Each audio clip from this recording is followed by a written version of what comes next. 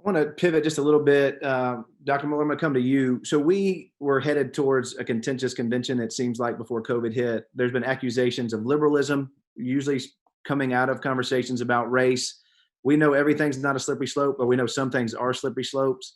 So I just want to hear, it's interesting to me, and only in the SBC in a space of a month, Dr. Mohler, can you be accused of being pro-Trump and woke in the same month? And we'll talk about Trump in a minute. But what are your thoughts about Resolution 9? Was it helpful, dangerous, and even just this accusation of slide? Kind of speak to us about where you think we're at as regards to critical race theory, Resolution 9, and these accusations of sliding into liberalism. All that, thank you. Yeah, so there's no doubt that these issues are a real conversation point in the SBC, very hotly and I think mostly irresponsibly in social media, but genuinely on the part of many Southern Baptists. Resolution 9 was one example, and I've written a lot about this, talked a lot about this, so I'm just going to have to summarize it and say, if you want to know more, you can get plenty on my website. But I think it was a mistake. It was a mistake by well-intended brothers and sisters. A committee.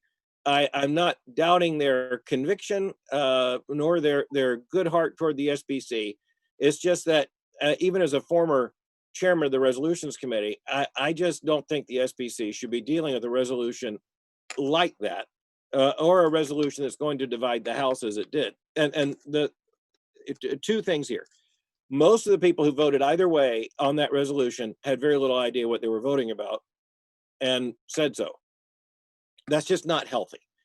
The second thing is a resolution supposed to kind of settle the issue for Southern Baptists for some time. They clearly didn't do that.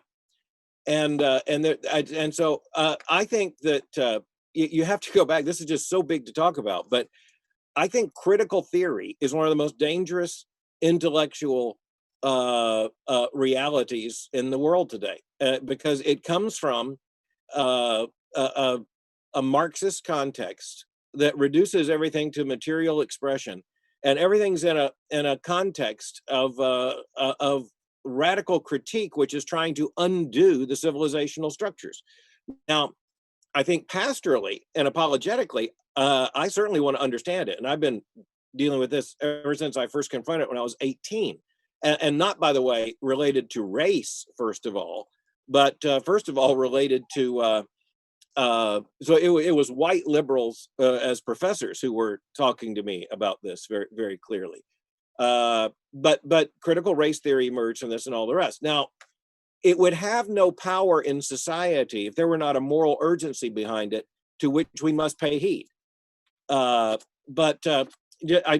is just so much to talk about. I honor the people. I love the people, respect the people who brought the resolution. I would not have brought the resolution if it were me. And there's just some language in it that some of it's so good, but some of it is so easily taken. Well, it's just confusing. So I'll try to say that But behind it, behind the resolution, I'm convinced was an effort to try to speak to the real problem of the sin of racism in the United States and in every structure in the United States. So I'm writing a lot about this right now. The word system, systematic racism or racism in a systematic sense. I mean, that's actually in the 1995 resolution and statement. It's certainly in the ideas that are clear in the Baptist Faith and Message, which speaks of sin not only in an individual context but also in a social context. I think the word systemic can be misheard these days because, and I'm going to be talking about this even tomorrow on the briefing. I think, who knows what's going to happen before I do it, but that's what I think I'm going to talk about. Is that you have people who say sin is mostly, and this is mostly on the left, and it is largely driven by critical theory. The use of the word system means the system has to be dismantled because the system itself, root and branch, is an effort to oppress. I don't believe that's true of Western civilization. I certainly don't think it's true of the Christian truth. I certainly don't think it's true of Christian orthodoxy. I don't think it's true of the Southern Baptist Convention. But we do believe in structural sin. In other words, the reason I'm using structural rather than systemic is because systemic acts as if there's an alternative to this system that is free of sin and utopian, and we know better than that. But we also, as Christians, holding to a biblical understanding of sin, know that sin takes structural form, whether it's anti-Semitism in medieval Germany, or Kevin, Dr. Smith, you mentioned the sins of Pharaoh. In other words, it wasn't just Pharaoh's personal sin. So Kevin, you made that clear. But then you just look at some of these other issues, and you recognize you have to have a longer conversation than this. Do I think liberalism is a real problem in the SBC? No, not when you look to the leadership of the SBC. You look at a picture like this. So what is it? Yeah, absolutely not. Not when you look at the most influential pastors in the SBC. Not when you look at the people I talk to in the SBC. But the legitimate concern behind that is that the cultural pressures are so massive, that if we are not careful at the boundaries as well as at the center, this has been the predicament of evangelicalism from the very beginning. You have people who say, let's not give attention to the boundary issues, let's only give attention to the center. Well, the fact is that if you give only attention to the center or only attention to the boundaries, you lose the whole project. And so it's good. Look, I have been, willing to be nominated for president of the SBC. Just it would have been today that election didn't happen in God's sovereign providence.